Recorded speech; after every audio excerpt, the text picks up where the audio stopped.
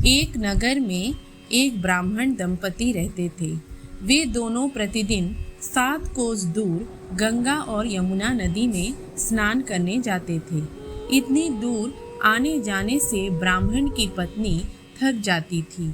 एक दिन उसने अपने पति से कहा कि हमारा एक पुत्र होता तो कितना अच्छा रहता।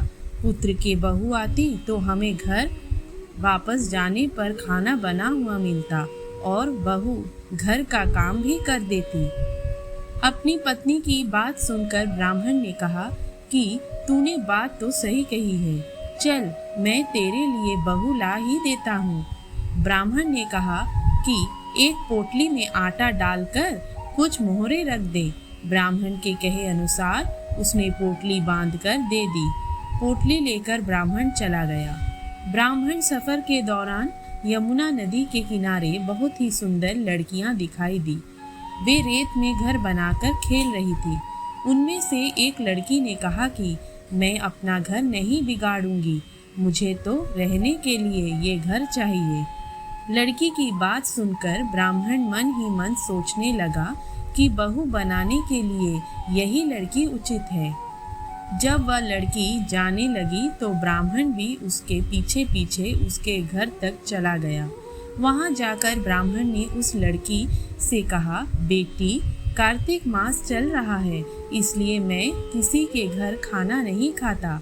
मैं अपने साथ आटा लेकर आया हूँ। तुम अपनी माँ से पूछो कि क्या वह मेरे लिए आटा छानकर 4 रोटी बना देगी।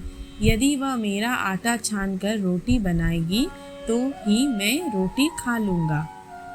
लड़की ने जाकर अपनी माँ को ये सारी बात बताई। माँ ने कहा, उचित है, जाकर ब्राह्मण देव से कह दो कि वह अपना आटा दे, मैं रोटी बना दूंगी। जब वह आटा छानने लगी तो आटे में से मोहरे निकली। वह सोचने लगी कि जिसके आटे में इतनी मोहरे हैं उसके घर में कितनी मोहरे होंगी। जब ब्राह्मण खाना खाने बैठा तो लड़की की माँ ने उस ब्राह्मण से पूछा, क्या आपका कोई लड़का है और क्या आप उस लड़के की सगाई करने जा रहे हो। यह सुनकर ब्राह्मण ने कहा कि मेरा लड़का तो काशी में पढ़ने गया हुआ है, लेकिन यदि तुम कहो तो खांड कटोरे से विवाह करके तेरी बेटी को अपने साथ ले जाऊं। लड़की की माँ ने कहा, ठीक है ब्राह्मण देव। इस पर लड़की की माँ ने लड़की की खांड कटोरे से शादी करके ब्राह्मण के साथ भेज दिया। ब्राह्मण ने घर आकर कहा, रामू की माँ, दरवाज़ा खोल कर देख, मैं तेरे लिए बहू लाकर आया हूँ। ब्राह्मण की पत्नी भीतर से ही बोली, हमारे तो कोई बेटा बेटी नहीं है, तो बहू कहाँ से आए। दुनिया ताने मारती थी, अब आप भी मारने लगे। ब्राह्मण ने कहा, तू दरवाज़ा खोल कर तो देख।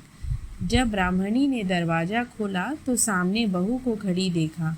उसने बहू का स्वागत किया और आदर सत्कार से अंदर ले गई। अब जब ब्राह्मण अपनी पत्नी के साथ नदी स्नान करने जाता तो पीछे से बहू घर का सारा काम करके खाना बना कर रखती थी। वह उनके कपड़े धोती और रात को हाथ पैर भी दबाती थी। इस तरह बहुत दिन बीत गए। ब्राह्मणी ने अपनी बहू से कहा कि बहू, कभी भी चूल्हे की आग मत बुझने देना और मटके का पानी खत्म मत होने देना। परंतु एक दिन चूल्हे की आग बुझ गई। यह देखकर बहू घबरा गई और भागी भागी अपनी पड़ोसन के पास गई और कहा कि मेरे चूल्हे की आग बुझ गई है, मुझे थोड़ी आग चाहिए। मेरे सास ससुर सुबह 5 बजे से गए हुए हैं, वह थके हुए घर आएंगे, इसलिए मुझे उनके लिए खाना बनाना है। यह सुनकर पड़ोसन ने कहा कि तू तो बावली है, तुझे यह दोनों मिलकर पागल बना रहे हैं। इनके कोई पुत्र नहीं है, ये निसंतान है। बहू ने कहा, नहीं, ऐसा मत बोलो, इनका बेटा तो बनारस काशी में पढ़ने गया हुआ है। इस पर पड़ोसन ने कहा कि यह तुझे झूठ बोलकर ले आए हैं।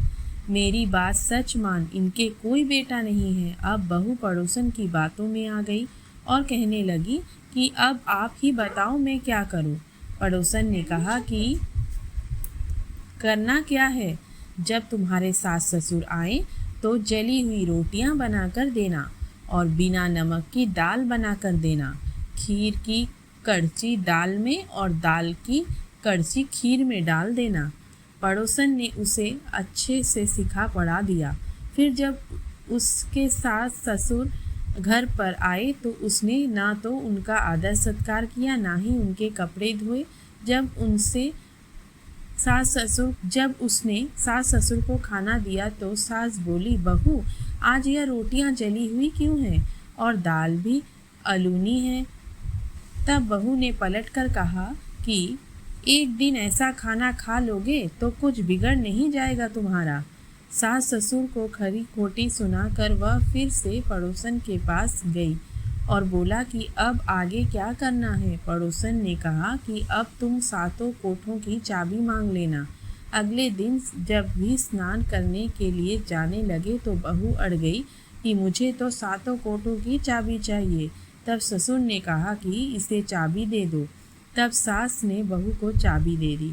सास ससुर के जाने के बाद जब बहू ने दरवाजे खोले तो देखा कि किसी में अन्न भरा है, किसी में धन भरा है और किसी कोठे में बर्तन पड़े हैं। जब उसने सबसे ऊपर का 7वां कोठा खोला तो देखा कि शिवजी, पार्वती माता, गणेश जी, लक्ष्मी माता जी, पीपल, पतवारी, कार्तिक के ठाकुर, राई, दामोदर, तुलसी जी का बिड़वा, गंगा, यमुना और 33 कोटि देवी देवता विराजमान हैं। वहीं पर एक लड़का चंदन की चौकी पर बैठा माला जप रहा है। यह सब देखकर उसने लड़के से पूछा कि तुम कौन हो। तब लड़का बोला कि मैं तेरा पति हूँ, अभी दरवाज़ा बंद कर दे, जब मेरे माता पिता आएंगे तब दरवाज़ा खोलना। यह सब देख बहू बहुत खुश हुई और 16 श्रृंगार कर सुंदर वस्त्र पहनकर अपने सास ससुर का इंतज़ार करने लगी। उसने अपने सास ससुर के लिए अच्छे अच्छे पकवान बनाए। जब उसके सास ससुर घर पर आए तो उसने उनका आदर सत्कार किया और प्रेम पूर्वक खाना खिलाया और हाथ पैर दबाने लगी।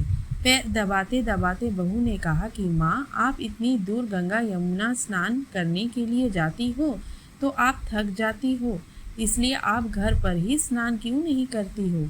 यह सुनकर सास कहने लगी कि बेटी, गंगा यमुना घर पर तो नहीं बहती है। तब उसने कहा, हाँ माँ जी, बहती है, चलो मैं आपको दिखाती हूँ। जब बहू ने 7वां कोठा खोला और उनको दिखाया तो उसमें शिवजी, पार्वती जी, गणेश जी, लक्ष्मी जी, पीपल, पतवारी, कार्तिक के ठाकुर, राय, दामोदर, तुलसी जी का बिड़वा, गंगा यमुना बह रही है और 33 कोटि देवता विराजमान है। वहीं चौकी पर बैठा एक लड़का माला जप रहा है। माँ ने उसे देखकर कहा कि बेटा तू कौन है। लड़का बोला, माँ, मैं तेरा बेटा हूँ। तब ब्राह्मणी ने पूछा कि तू कहाँ से आया है। लड़के ने जवाब दिया कि मुझे कार्तिकेय ने भेजा है। माँ ने कहा, बेटा, यह संसार कैसे मानेगा कि तू मेरा बेटा है। माँ ने कुछ विद्वान पंडितों से मदद मांगी। पंडितों ने कहा, इस पर बहू बेटा खड़े हो जाएं और उस पार माँ खड़ी हो जाए। माँ ने चमड़े की अंगियाँ पहनी हो और छाती में से दूध की धार निकल कर बेटे की दाढ़ी मूंछ भीगे और पवन पानी से गठजोड़ा बंधे तो तब मानेंगे कि यह इस माँ का ही बेटा है। उसने ऐसा ही किया। चमड़े की अंगियाँ फट गई और छाती में से दूध की धार निकलकर बेटे की दाढ़ी मूंछ भीग गई। पवन पानी से बहू बेटे का गठजोड़ बंध गया। यह सब देखकर ब्राह्मण और उसकी पत्नी की खुशी का ठिकाना ना रहा। तो यह थी कार्तिक मास की कथा। हे कार्तिक के ठाकुर, जैसे ब्राह्मण और ब्राह्मणी को बहू बेटा दिया वैसे सबको देना। कार्तिक मास की कथा कहने, सुनने और हुंकारा भरने वाले सब पर कृपा करना।